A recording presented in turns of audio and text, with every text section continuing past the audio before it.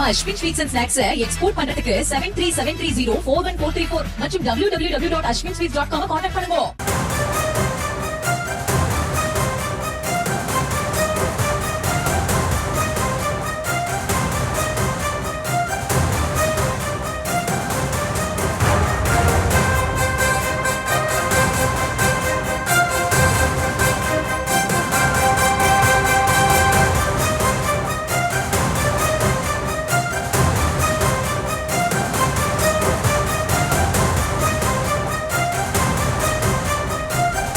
அண்மை செய்தியை பார்த்து வருகிறோம். சட்டமன்ற தேர்தல் கூட்டணி அதிமுக பாமக இடையே இன்னும் சற்று நேரத்தில் ஒப்பந்தம் கையெழுத்தாகவிருக்கிறது என்ற அண்மை தகவலை பார்த்து வருகிறோம். பாமகவுக்கு எத்தனை தொகுதிகள் என்ற விவரமும் இன்றே தெரிய வரும் என்ற தகவலும் வெளியாகி இருக்கிறது. இது குறித்த விவரங்களோடு இணைகிறார் நம்முடைய செய்தியாளர் ராஜேஷ். பாமகவை பொறுத்தளவில் 2021 மொத்தம் 23 தொகுதிகள் கொடுக்கப்பட்டது சட்டமன்ற தேர்தலில்.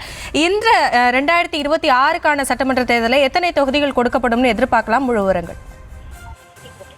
ஹாசினி வணக்கம். இன்று அதிமுக பாமக ஒப்பந்தம் கையொப்பம் ஆகின்றது. ஒரு 10 மணி அளவிலே பாமக தலைவர் அன்புமணி இபிஎஸ்ஐ சந்திக்கின்றார். ஏற்கனவே அதிமுக பாஜக கூட்டணியில் இருக்கக்கூடிய நிலையில் பாமக அந்த கூட்டணிக்கு செல்லுமா அல்லது விஜயுடன் செல்வாரா என்று எதிர்பார்ப்புகள் நீடித்து வந்த நிலையில அன்புமணி இன்று அதிமுக பொதுச் செயலாளர் இபிஎஸ்ஐ சந்திக்கிறார். இன்றே கூட்டணி ஒப்பந்தமும் கையொப்பமாகிறது. 10 மணியிலிருந்து 11 மணிக்குள்ளாக இந்த ஒப்பந்தம் நடைபெறலாம் என எதிர்பார்க்கப்படுகிறது. அதிமுக கூட்டணியில் பாமகவிற்கு சுமார் 30 தொகுதிகள் வரை ஒதுக்கப்படலாம் என்றும் எதிர்பார்ப்புகள் அந்த கட்சியினர் சார்பிலே சொல்லப்படுகின்றது. காரணம், அந்த கட்சி சார்பிலே போட்டியிடக்கூடிய அந்த தொகுதிகள் என்பது வழக்கமாக 30 தொகுதிகளுக்கு மேல் பெறுவதுதான் வழக்கம். கடந்த 2021 10.5% உள் இடஒதுக்கீடு கொடுத்த காரணத்தால் அவர்கள் 23 என்ற குறைவான எண்ணிக்கையிலே தொகுதியை பெற்றுக் கொண்டார்கள். 2024 நாடாளுமன்ற தேர்தலில் கூட 10 நாடாளுமன்ற தொகுதிகளை பெற்றுதான் போட்டியிட்டார்கள்.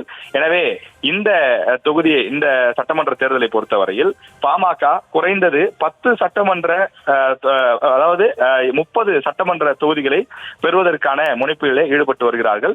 பாமக தலைவர் அன்புமணி இன்னும் சற்று நேரத்தில் இபிஎஸ்ஐ சந்திக்க இருக்கின்றார். அதிமுக பொதுச் செயலாளர் எடப்பாடி பழனிசாமியை சந்தித்து பாமக அதிமுக கூட்டணியில் இடம்பெறுகிறது என்பதை உறுதி செய்கிறார்கள். 2 கட்சிகளுடைய தலைவர்களும் கையொப்பமிட்டு அந்த அதிகாரப்பூர்வ கடிதத்தை பத்திரிகையாளர்களிடம் வெளியிட இருக்கின்றார்கள். உடனே பத்திரிகையாளர் சந்திப்பும் நடைபெற இருப்பதாக நமக்கு தகவல் கிடைக்கின்றது. அந்த பத்திரிகையாளர் சந்திப்பிலே அதிமுக கூட்டணியில் இடம்பெறக்கூடிய பாமகவிற்கு எத்தனை தொகுதிகள் ஒதுக்கப்படும் என்ற விவரம் இன்றே தெரிய வரும் என்றும், அந்த 30 தொகுதிகள் ஒதுக்கப்பட்டால் அது எந்தெந்த தொகுதிகள், எந்தெந்த மாவட்டங்களில் எந்தெந்த தொகுதிகள் என்ற விவரங்கள் அது இன்னொரு 10-15 நாட்களில் தெரிய வரும் என்றும் சொல்கிறார்கள். அதிமுக கூட்டணியை பொறுத்தவரையிலே இதுவரை அதிகாரப்பூர்வமாக இடம்பெற்றிருக்கக்கூடிய கட்சி என்றால் அது பாஜக இருக்கின்றது.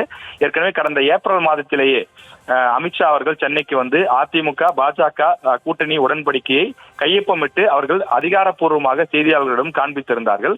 அதன் பிறகு இந்த கூட்டணியில் மற்ற கட்சிகள் யாரும் இணையவில்லை. அதாவது என்டிஏ கூட்டணியில் ஏற்கனவே சில கட்சிகள் இருந்தன, அந்த கட்சிகள் அப்படியே தொடர்கிறது என்று இபிஎஸ் அவர்கள் சொல்லி வந்தாலும் கூட ஓபிஎஸ், டிடிவி தினகரன் ஆகியோர் நாங்கள் கூட்டணியிலிருந்து விலகிவிட்டோம் என்று சொல்லியிருந்தார்கள்.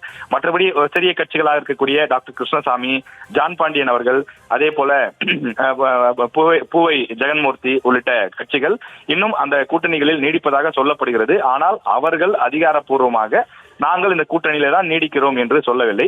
இதே போல மற்றொரு கட்சியான தேமுதிக இருக்கின்றது. தேமுதிக ஜனவரி 9 தான் நாங்கள் கடலூர் மாநாட்டில் தான் எங்களுடைய கூட்டணி நிலைப்பாட்டை அறிவிப்போம் என்று அவர்கள் தெரிவித்திருக்கிறார்கள்.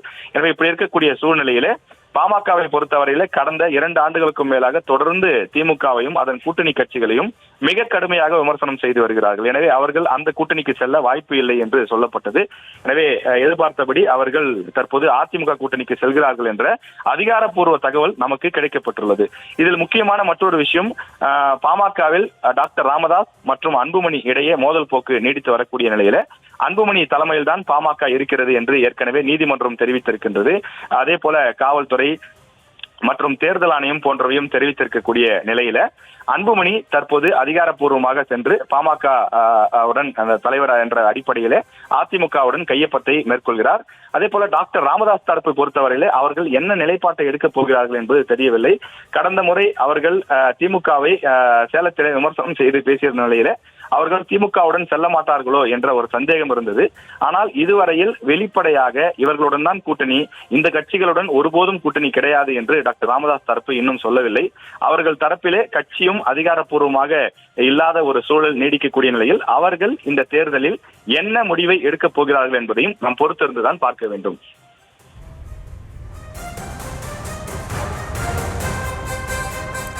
தற்போதைய விவரங்களுக்கு நன்றி ராஜேஷ்.